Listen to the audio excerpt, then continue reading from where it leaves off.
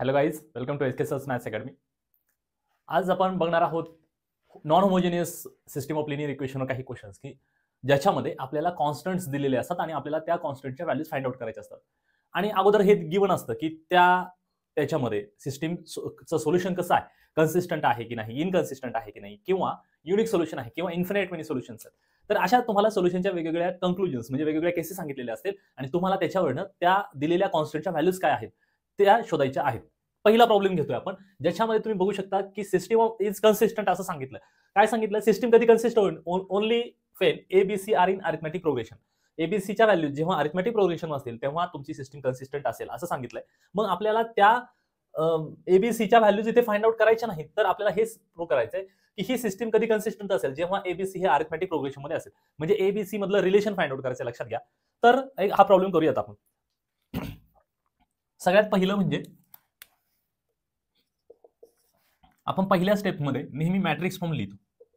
So matrix form.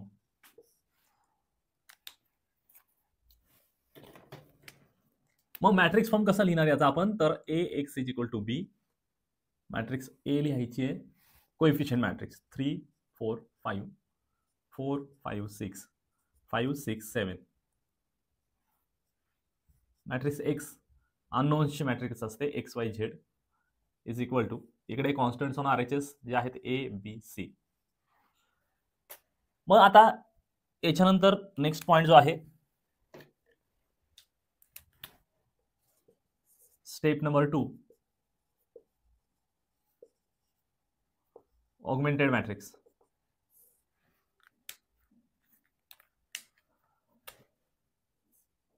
जी आपण लिहितो A B ह्या फॉर्मॅटमध्ये. सो ए आणि बी क्लब करूयात. 3 4 5 4 5 6 5 6 7 आणि क्लब करायचे ही कॉन्स्टंटची मॅट्रिक्स. मग आपल्याला माहिती आहे नेक्स्ट स्टेप जी आहे, तर ती नेक्स्ट स्टेप आपण ही मॅट्रिक्स जी आहे ही रो इकॉलम फॉर्म मध्ये कन्वर्ट करतो. So step number 3, row echelon form. मग ह्या ऑगमेंटेड मॅट्रिक्सला आपल्याला रिड्यूस करायचंय कशामध्ये? रो इकॉलम फॉर्म मध्ये. मग त्याच्यासाठी आपल्याला ऑपरेशन वापरायला लागेल. पहिले लक्षात घ्या, इथे लीडिंग वन हवा असतो आपल्याला. आता तो लीडिंग वन दिसत इथे 4 आहे, इथे 5 आहे. आपल्याला इथे डिवायडेड बाय 3 करायचं नाही, मी सांगितलं. त्याच्याऐवजी आपण दुसरा ऑप्शन काय घेणार? काहीतरी ऑपरेशन करून 1 आणण्याचा प्रयत्न करायचा. 3 आहे, आता 3 मधनं तर काही सबट्रॅक्ट करू शकत नाही. त्याच्याऐवजी 4 मधनं जर 3 सबट्रॅक्ट केलं किंवा 5 मधनं 4 सबट्रॅक्ट केलं तर तुमचं कॅल्क्युलेशन हे बऱ्यापैकी इझी होऊ शकतं. मग आता तुम्हाला तुमचा चॉईस आहे, तुम्हाला जसं कॅल्क्युलेशन करायचं तसं करू शकता. पण मी काय करेल, ही R2 आहे, R2 मधनं R1 सबट्रॅक्ट करतो, म्हणजे मला इथं 1 मिळून जाईल. म्हणून मी ऑपरेशन वापरतोय. कुठलं ऑपरेशन वापरतोय मी आता? R2 minus R1. So R1 ला अजिबात धक्का लावायचा नाही, आहे तसंच लिहायचे. 3 4 5 इकडे ए आणि मग चेंज होणार तो R2 मध्ये, फक्त सबट्रॅक्शन घेतो आपण. 4 - 3 1, 5 - 4 1 आणि 6 - 5 1. आणि इकडे येणार आहे B - A. Correct, B - A.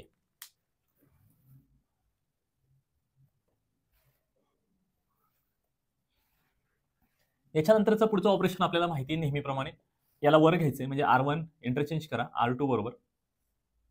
So तुमच्याकडे असेल 1 1 1 B - A 3 4 5 A 5 6 7 C. Okay. मग आता बघा, इथे 3 हवाय, सॉरी इथे 3 च्या ऐवजी 0 हवाय, म्हणून पहिलं ऑपरेशन लिहिलं मी R2 - 3 R1. करेक्ट. मी नेहमी शिकवतो त्याप्रमाणे की तुम्ही हे कॅल्क्युलेशन नीट करणं एक्सपेक्टेड आहे. R2 लिहा 3 4 5 A. ऑपरेशन आहे ते फॉलो करतोय. R1 च्या व्हॅल्यूज लिहितो 1 1 1 1. सॉरी इथे काय आहे? B - A. लक्षात ठेवा, काही वेळी सोपं कॅल्क्युलेशन असतं. म्हणजे आता इथे 1 सोपं तुम्ही करू शकत होता, तरी पण तुम्ही कॅल्क्युलेशन्स विदाउट एरर पाहिजे असेल तर असं करायचे. सो इथे आलं 1, इथे आलं 2 आणि त्याच्यानंतर हे नीट कॅल्क्युलेशन करायचं. A नंतर -3B minus minus plus 3A, म्हणजे फायनली आन्सर आलेला आहे 3 + 1 4A - 3B. म्हणून ते मॅट्रिक्स लिहिणार तुम्ही आणि त्या मॅट्रिक्समध्ये 1 1 1 B - A तर ॲज इट इजच आहे आणि सेकंड रो चेंज होते 0 1 2 आणि 4a मायनस 3b. पुढचं ऑपरेशन इथे 0 करण्यासाठी सो काय येणार आहे r3 minus 5r1. Correct. So direct काही करू शकता 5 मायनस 5 0, 6 मायनस 5 1, 7 मायनस 5 2. आणि मग तुमच्याकडे इथे कॅल्क्युलेशन जे येणार आहे ते फक्त नीट करा. c आहे मायनस 5 r1 म्हणजे b minus a, so c minus 5b आणि इथे येणार आहे मायनस मायनस प्लस 5a. तर हे तुमचं कॅल्क्युलेशन आहे ते इथे नीट लिहिणं एक्सपेक्टेड आहे. c minus 5b plus 5a. मग आता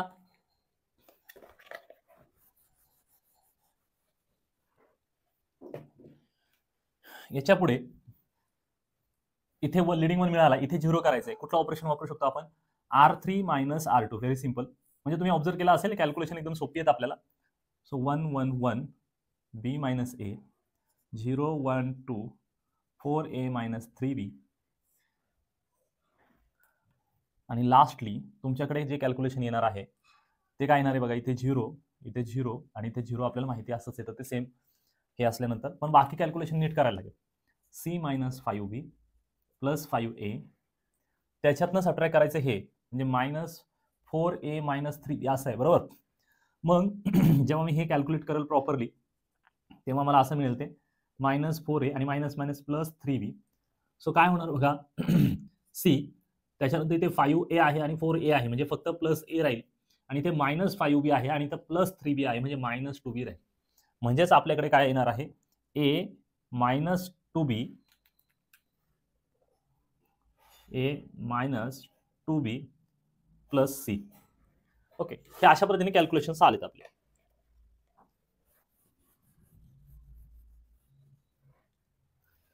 आणि मग आपण म्हणणार की ही जी मॅट्रिक्स तुम्हाला मिळालेली आहे ही मॅट्रिक्स कुठल्या फॉर्मॅटमध्ये दिसते आपल्याला रो इकॉलॉन फॉर्म मध्ये. So this is row echelon form. आणि मग काय आहे कंडिशन बघा. असं सांगितलंय की system is consistent if ABC are in arithmetic progression. मग आता इथं पहिल्यांदा हे कंडिशन घेऊन चालायचं म्हणजे सिस्टीम कन्सिस्टंट आहे की नाही हे आपण पहिल्यांदा गृहीत धरायचंय. आणि जर ती कन्सिस्टंट कधी असणार आहे तर ते अरिथमॅटिक प्रोग्रेशन मध्ये असणार आहे तेव्हा कोण एबीसी. मग आता इथे बघूयात आपण हेच आपल्याला कसं लिहिता येईल. Okay, we know that if system is consistent किंवा म्हणू शकतो for given matrix to be consistent rank of A is equal to rank of augmented matrix A B. बरोबर. मग आता ह्या ठिकाणी तुम्ही बघा तुमच्याकडे जी काही रँक आहे but rank of A is equal to एवढी मॅट्रिक्स ए घ्या त्याची रँक किती दिसते 2. रँक म्हणजे परत एकदा सांगतो नंबर ऑफ नॉन झिरो रोज. एवढ्या मॅट्रिक्स मध्ये काय दिसतंय नॉन झिरो रो 2 आहे. Okay, so that implies rank of augmented matrix A B must be किती असायला पाहिजे. जर तुम्हाला सोल्युशन एक्झिस्ट असणं गरजेचं आहे कन्सिस्टंट असणं गरजेचं आहे तर रँक सेम असायला हवी. आणि ए ची रँक 2 आहे तर 101% पूर्ण मॅट्रिक्स ए बी ची रँक सुद्धा किती असायला हवी 2 असायला हवी. म्हणून मी लिहिलंय की that implies rank of A B must be 2. Okay, and for that purpose this term. Okay, कधी 2 रँक कधी 2 होईल या पूर्ण मॅट्रिक्स ए बी ची जेव्हा तुमच्याकडे नॉन झिरो रोज 2च असतील. मग ह्या 2 नॉन झिरो रो असण्यासाठी कंपल्सरी इथे काय असायला हवा 0 असायला हवा. आणि इथं जर 0 पाहिजे असेल तर आपण काय म्हणणार that implies A minus 2b plus C is equal to 0 compulsory. आलं लक्षात. आता इथे आपल्याला अरिथमॅटिक प्रोग्रेशन माहिती आहे. अरिथमॅटिक प्रोग्रेशन मध्ये काय विशेष काय असतं काय स्पेशल असतं तर तुमच्याकडे जर 3 नंबर असतील ए बी सी 3 नंबर असतील तर हा मिडलचा नंबर जो आहे हा मिडलचा नंबर म्हणजेच राहील तुमच्या फर्स्ट आणि लास्ट नंबरचा जो आहे त्यांचा काय असतो मीन असतो. ही एक प्रॉपर्टी आहे अरिथमॅटिक मीनची. जर 3 नंबर तुमच्या अरिथमॅटिक प्रोग्रेशन मध्ये असतील then middle number is nothing but the mean of a I mean first term and last term. म्हणून आपल्याला हे असं मिळवलं पाहिजे. मग आता तसं मिळणार आहे का ते बघूयात आपण. सो कसं लिहिणार मग आपण A plus C is equal to twice बीला पलीकडे पाठवलं आणि that implies A plus C upon 2 is equal to B. Right. So that clearly indicates A B C are in arithmetic progression. This is another problem. या problem मध्ये आपल्याला एक system दिलेली आहे आणि त्या सिस्टीममध्ये आपल्याला काही कॉन्स्टंट्स दिसतील, म्हणजे इथे लॅम्बडा आहे, म्यू आहे, आणि आपल्याला सांगितलंय त्या लॅम्बडा आणि म्यूच्या व्हॅल्यूज काय असतील जेव्हा तुमच्या सिस्टीमला केस 1 युनिक सोल्युशन असेल, किंवा दुसरी केस आहे इन्फिनिट मेनी सोल्युशन्स असतील, आणि थर्ड नो सोल्युशन. म्हणजे प्रत्येक केसनुसार तुम्हाला त्या लॅम्बडा आणि म्यूच्या व्हॅल्यू काय असू शकतात हे काय करायचं, इन्व्हेस्टिगेट करायचे. म्हणजे एकतर त्या व्हॅल्यूज एक्झॅक्टली शोधा, किंवा त्या व्हॅल्यूची रेंज शोधा, किंवा त्या व्हॅल्यूजना असणारं रिस्ट्रिक्शन शोधा. म्हणजे कधी त्या व्हॅल्यूज नकोत, किंवा कधी पाहिजेत, किंवा कुठल्या रेंजमध्ये हव्यात, हे सगळं आपल्याला शोधायचं आहे. ठीक आहे. मग आता याच्यामध्ये लक्षात घ्या की लॅम्बडा आणि म्यू अशी किंवा के वगैरे जेव्हा काय असेल एबी, तर त्याच्या अशा स्पेसिफिक व्हॅल्यूज अगदीच एक फिक्स व्हॅल्यू मिळेल असं नाही, रेंज पण मिळू शकते, किंवा एखादी व्हॅल्यू नको असं सुद्धा मिळू शकतं. तर ह्या प्रॉब्लेममध्ये आपल्याला नॉर्मली हे जी काही दिलेली सिस्टीम आहे त्याचं कॅल्क्युलेशन्स करायचे, कुठपर्यंत रो इकॉलॉन फॉर्म पर्यंत जायचंय. त्याच्यानंतर पुढे काय करायचं ते आपण बघू. अगोदर पहिल्यांदा रो इकॉलॉन फॉर्म मध्ये कन्वर्ट करून घेऊयात ही मॅट्रिक्स. सो नेहमीच्या प्रोसिजर प्रमाणे स्टेप 1 मॅट्रिक्स फॉर्म लिहावा लागेल आपल्याला.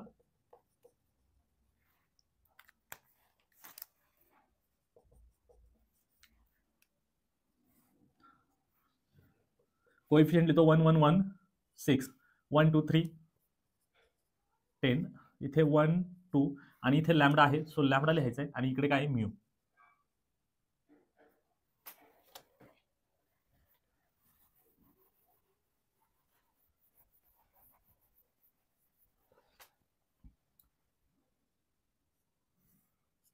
मॅट्रिक्स ए म्हणजे कोएफिशिएंटची मॅट्रिक्स 1 1 1 1 2 3 आणि 1 2, आणि इथे काय कॉन्स्टंट कोएफिशिएंट काय लॅम्बडा.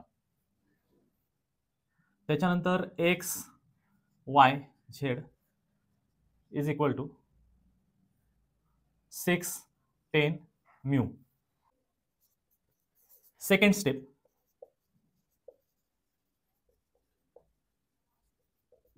Augmented matrix.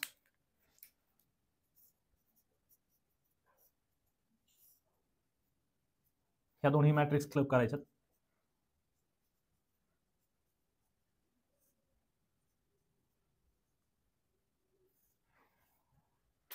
ओके, आता इथपर्यंत आपण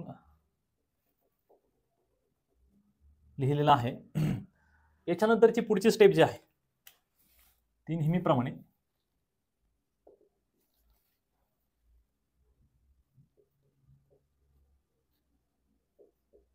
रो इकॉलॉन फॉर्म.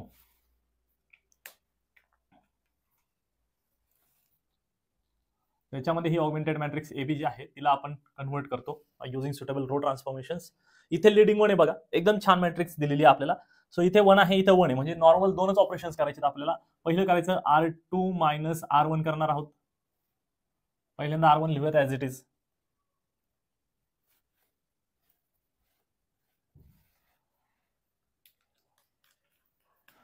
मग R2 मायनस R1 म्हणजे फक्त सबट्रॅक्शन करायची. 1 मायनस 1 0, 2 मायनस 1 1, 3 मायनस 1 2, आणि 10 मायनस 6 4. अजून एक ऑपरेशन करायचे आपल्याला. इथे 0 हवा म्हणून काय लिहिणार आपण, R3 मायनस R1. मग इथे येणार 0, बरोबर. 1 मायनस 1 0, 2 मायनस 1 1, आणि इथं महत्वाचं आहे, इथे येणार लॅम्बडा मायनस 1. इथे काय येणार आहे, लॅम्बडा मायनस 1 येणार. त्याच्यानंतर इथे येणार mu minus 6, mu minus 6. So अशा पद्धतीने आपल्याला ही मॅट्रिक्स मिळाली बाय युजिंग रो ट्रान्सफॉर्मेशन. तरी पण अजून याच्यामध्ये गरज आहे आपल्याला एका एलिमेंटला 0 करण्याची. इथे लीडिंग 1 मिळाला, इथे 0 करायचं. म्हणून आता पुढच्या ट्रान्सफॉर्मेशन मध्ये मी काय ऑपरेशन वापरणार, R3 मायनस R2. हे खूप सोपं आहे मित्रांनो, कारण इथे व्हॅल्यूज वेगळ्या काढायच्या, त्याच्यामुळे याला वेटेज थोडं कमी असतं. म्हणून नीट फक्त कॅल्क्युलेशन करायचे, प्रोसिजरला फॉलो करायचं. आन्सर 101% करेक्ट येणार आहे, डोंट वरी. मग आता 0 फक्त सबट्रॅक्शन आहे, 1 मायनस 1 0. हे नीट करूया थोडंसं. लॅम्बडा मायनस 1 आणि मायनस 2 करायचं, बरोबर. मग काय येणार याचा आन्सर, लॅम्बडा मायनस 3. म्हणजे इथं आलं माझं लॅम्बडा मायनस 3, करेक्ट. आता त्याच्यानंतर अजून एक ऑपरेशन आहे, mu minus 6, mu minus 6 minus 4, म्हणून आन्सर आले mu minus 10, mu minus 10. This is row echelon form. मग आपलं टार्गेट काय आहे, आपण नेहमी काय करतो, सोल्युशन फाइंड आउट करण्याचा प्रयत्न करतो, रँक वगैरे बघतो. पण आता इथे थांबायचं.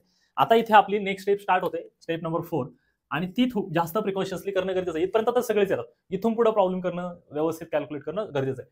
काय सांगितलंय की तुम्हाला ए व्हॅल्यू ज्या आहेत तुमच्या, सॉरी इथे व्हॅल्यूज ऑफ ए म्हटलंय का मी, इथे काय म्हणायला पाहिजे, लॅम्बडा अँड म्यू असं म्हणायला पाहिजे, लॅम्बडा अँड म्यू. ओके, कारण इथे लॅम्बडा आणि म्यू आहे म्हणून. ठीक आहे. आता इथे पहिल्यांदा फर्स्ट केस घ्यायची, याच्यामध्ये फर्स्ट केस घ्यायची, केस 1. आणि केस 1 काय आहे, unique solution, right. So unique सोल्युशनची केस आपण पहिल्यांदा घेणार. त्याच्यामध्ये काय आपल्याला जी गोष्ट माहिती आहे ती लिहूयात आपण. फॉर युनिक सोल्युशन काय मेन कंडिशन काय असते युनिक सोल्युशनसाठी, पहिलं तर ते कन्सिस्टंट असायला हवं, बरोबर. म्हणजे पहिली कंडिशन तर आपल्याला माहिती आहे, rank of A must be equal to rank of A augmented matrix A B, ही पहिली केस आहे. आणि अजून एक गोष्ट आपल्याला माहिती पाहिजे, अजून कुठली, आर जो असतो तुमचा म्हणजे रँक जी असते, रँक ही कोणापेक्षा लहान असायला पाहिजे, सॉरी ही कोणाच्या इतके असायला पाहिजे, एनच्या. एन म्हणजे काय, नंबर ऑफ अननोन्स, तुमच्याकडे जे व्हेरिएबल्स आहेत त्यांचा काउंट. ह्या दोन कंडिशन कोणासाठी असतात, युनिक सोल्युशनसाठी असतात.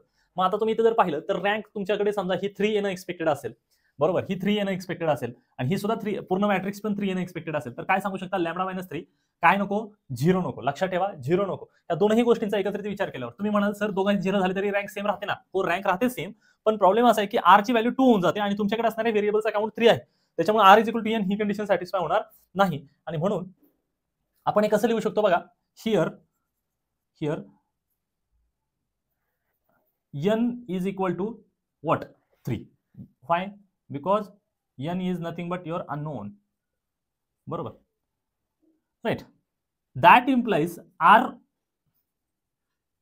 must be 3, right. म्हणजेच r काय हवा, 3 असायला पाहिजे कंपल्सरी. आणि मग r 3 म्हणजे रँक 3 पाहिजे असेल याची पण आणि पूर्ण मॅट्रिक्स एबीची सुद्धा, तर आपण काय लिहिणार, दॅट इम्प्लाइज रँक 3 पाहिजे तर हा आणि हा दोन्ही एलिमेंट काय असायला हवेत, नॉन झिरो. एक करेक्शन सांगतो, लॅम्बडा मायनस 3 हाच फक्त नॉन झिरो असायला पाहिजे कंपल्सरी, म्यू मायनस 10 ची व्हॅल्यू काही चालेल. लक्षात ठेवा इथं जर नॉन झिरो एलिमेंट आला आणि इथं 0 आला तरी रँकमध्ये काही फरक पडणार नाही. म्हणून महत्वाचा हा एलिमेंट आहे, इथं मात्र कंपल्सरी नॉन झिरो एलिमेंट हवा, इथे जर 0 आला तर चालेल, म्हणजे याची काळजी करू नका. म्हणून आपण लिहू शकतो, so that implies lambda minus 3 should not equal to 0 and mu minus 10 may have any value, बरोबर. म्हणजे म्यू मायनस 10 जो आहे याची काहीही व्हॅल्यू आली तरी चालेल, मात्र लॅम्बडा मायनस 3 ची कंपल्सरी काय असायला हवी, व्हॅल्यू 0 नसायला हवी. लक्षात ठेवा मी काय लिहिले, not equal to 0, non zero असायला पाहिजे कंपल्सरी.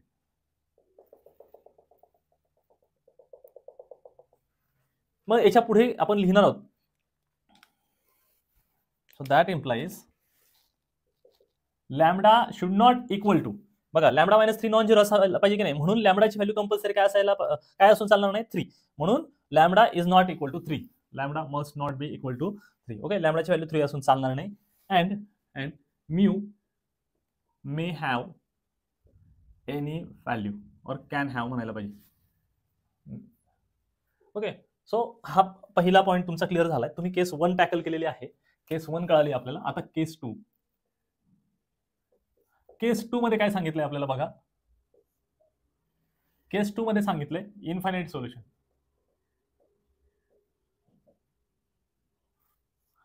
मग आपल्याला हे माहिती पाहिजे की इनफायनाइट सोल्युशन कधी असतं. ओके, सो ते लिहायचंय, फॉर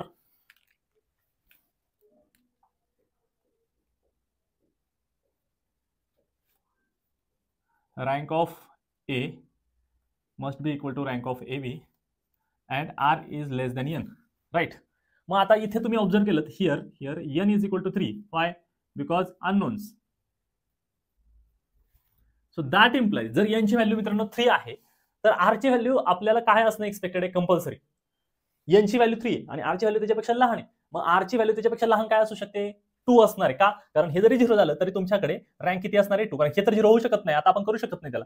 मग इथे नॉन झिरो रोज 2 असणार, म्हणजे मिनिमम, म्हणजे गॅरंटेड तुमच्या आर ची व्हॅल्यू काय असणार आहे. ओके, म्हणजे आपण इथे लिहिणार that implies R must be 2, right. So that is R is equal to 2. मग आर ची व्हॅल्यू जर 2 असेल म्हणजे रँक, म्हणजे ह्या एवढ्या मॅट्रिक्स एबीची रँक पण 2 आणि पूर्ण ऑगमेंटेड मॅट्रिक्स एबीची पण रँक 2, असं जर तुम्हाला म्हणायचं असेल तर एक लक्षात घ्या, तर हा आणि हा दोनही एलिमेंट आहेत, आता नीट ऐकताय, दोनही एलिमेंट कंपल्सरी 0 असायला पाहिजे. काय असायला पाहिजे, 0 असायला पाहिजे. म्हणून तुम्ही काय करणार पूर्ण, लॅम्बडा मायनस 3 कंपल्सरीली 0 असायला पाहिजे आणि त्याचबरोबर simultaneously lambda minus 10 must be 0. दोन्ही व्हॅल्यू काय असायला हव्यात, 0 असायला हव्यात, कारण आता आपल्याकडची जी रँक आहे तीच 2 पाहिजे, म्हणजे number of non zero row हे 2 पाहिजे, म्हणजे कंपल्सरी थर्ड रो 0 असायला हवी. सो मग त्याच्यावरनं आपण कंक्लुजन काय काढू शकतो, आपण सांगू शकतो that implies lambda is equal to 3 and mu is equal to 10. ह्या अशा पद्धतीने तुम्हाला ह्या दोन व्हॅल्यूज मिळाल्या. मगाशी इथं मिळाली होती की लॅम्बडा 3 सोडून कुठलाही चालेल आणि म्यूची तर व्हॅल्यू काहीही चालेल. फाईन. तर आपल्याला माहिती आहे नो सोल्युशन असं कधी असतं? For no solution rank of matrix A is not equal to rank of matrix A B. म्हणजे ते इक्वल नकोत, बरोबर. मग आता त्याच्यासाठी काय करायला लागेल? दोन्हींची व्हॅल्यू इक्वल नको. याचा अर्थ ही जी व्हॅल्यू आहे ही 0 करू आणि ही नॉन 0. मग मात्र याची रँक 2 होईल आणि ह्या पूर्ण मॅट्रिक्स एबीची रँक 2 नाही तर 3 होणार आहे. म्हणून आपण याच्यावरून सांगू शकतो that implies lambda minus 3 is equal to 0 and mu minus 10 is not equal to 0. म्हणजे फायनली लास्टली आपण काय कंक्लुजन करणार? Lambda is equal to 3 and mu is not equal to 10, right. So हे तुमचं फायनल आन्सर झालं. Lambda is equal to 3 आणि mu is not equal to 10. जेव्हा असं असेल तेव्हा तुमच्या सिस्टमला सोल्युशन एक्झिस्ट असणार नाही. दिस इज अनदर प्रॉब्लेम. तर इथे काय विचारलंय बघा, के ची व्हॅल्यू फाइंड आउट करायची. ऑब्व्हियसली दिलेल्या सिस्टम मध्ये तुमच्याकडे काय आहेत? के आहेत, बरोबर. के आहेत आणि त्यांची व्हॅल्यू फाइंड आउट करायची. पण कधी? जेव्हा तुमच्या सिस्टमला इन्फिनाइट नंबर ऑफ सोल्युशन्स आहेत असं त्यांनी सांगितलं आहे तेव्हा. म्हणजे आपण अझ्युम करायचं की ह्या सिस्टमला इन्फिनाइट मेनी सोल्युशन्स आहेत आणि मग आपण के ची व्हॅल्यू फाइंड आउट करणार आहोत अकॉर्डिंग टू अवर कंडिशन्स ज्या काय आहेत आपल्याकडे. प्रोसिजर काय चेंज होत नाही, सेमच आहे procedure. So step 1 matrix form.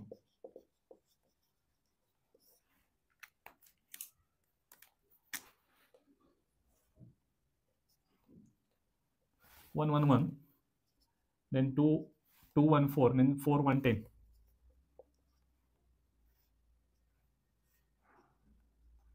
Variables are x, y, z. Constants on right hand side 1 k and then k square. Second step, matrix form is denoted like this, right? So augmented matrix.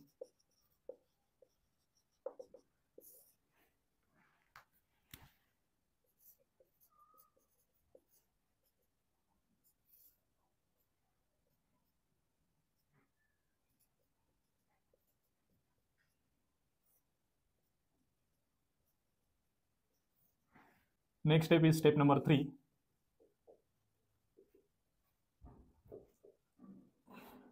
Row echelon form.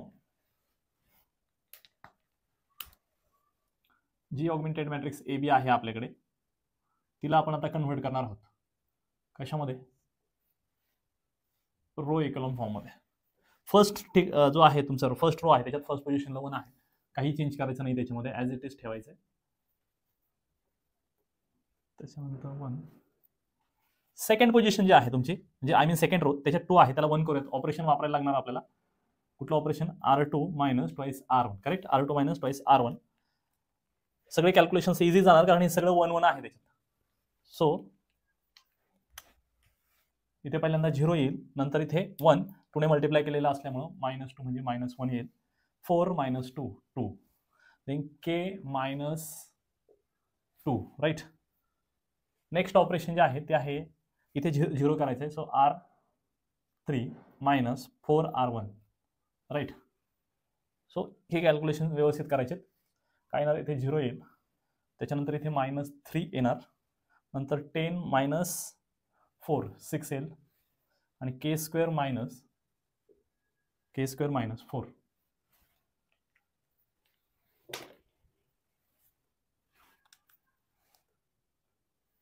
Okay, ह्या फॉर्मॅटमध्ये matrix मिळाली. आपलं target इथं आता काय आहे? -1 च्या ऐवजी +1 करणं हे आहे. डायरेक्ट केलं असतं तरी चाललं असतं, +1 करूयात. सो R2 आहे त्याला -1 ने मल्टिप्लाय करायचे, मग मॅट्रिक्स मिळेल आपल्याला.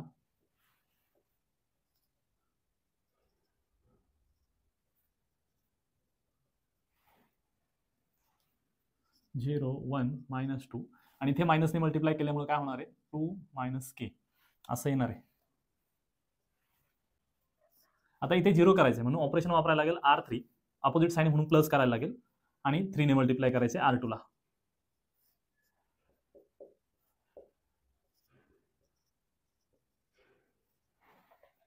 आता हे कॅल्क्युलेशन्स प्रॉपरली करूयात आपण. R3 चे सगळे एलिमेंट जे आहेत ते लिहायचे तिकडे. 0 -3 6 आणि k स्क्वेअर -4.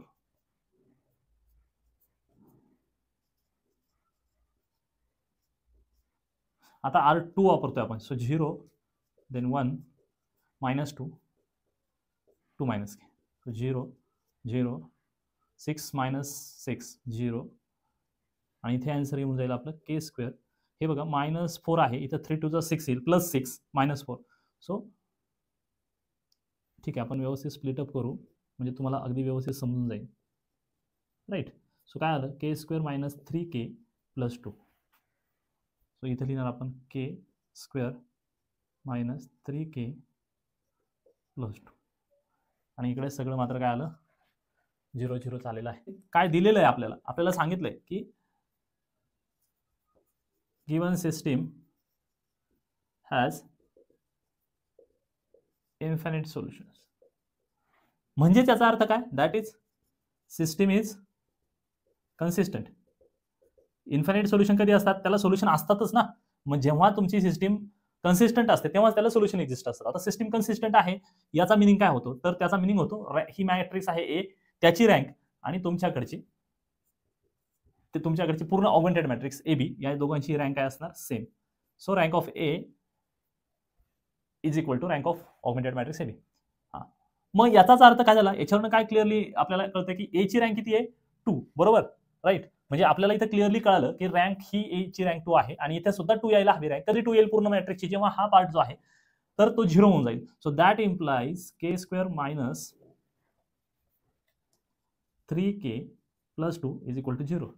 म्हणजेच काय, दॅट इज k. हे जर सॉल्व्ह केलं आपण तर आपल्याला माहिती आहे कॅल्क्युलेटर सॉल्व्ह करायचं आहे, प्रत्येक सॉल्व्ह करायचं नाहीये. बट आता मी सांगतो की अशा 2 नंबर शोधा की ज्याचं मल्टिप्लिकेशन 2 येतं, ॲडिशन -3 येते. सो -2 -1 असं जर आपण केलं तर लक्षात घ्या त्यांचं सॅटिस्फॅक्शन होणार आहे. म्हणजे k - 1 आणि k - 2 असे 2 फॅक्टर्स येतील.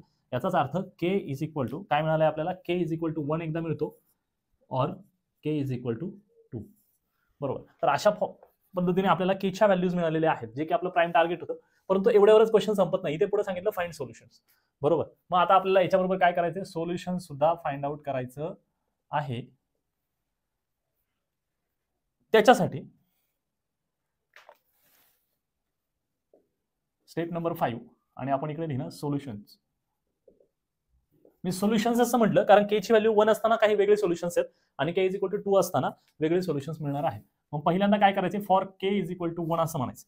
तुम्ही ही जी सिस्टीम घेतलेली आहे मित्रांनो, तर ह्या सिस्टीमला तुम्ही स्टार असं म्हणणार आहात. मग from k is equal to for k is equal to 1 असं आपण लिहिलं. मग काय म्हणणार, put k is equal to 1 in star. जर तुम्ही k ची व्हॅल्यू 1 मध्ये ठेवली, म्हणजे सॉरी ह्या स्टार मध्ये ठेवली, म्हणजे ह्या मॅट्रिक्स मध्ये ठेवली, तर तुम्हाला काय मिळेल बघा, ऑगमेंटेड मॅट्रिक्स ए बी जी आहे ती कशी मिळेल.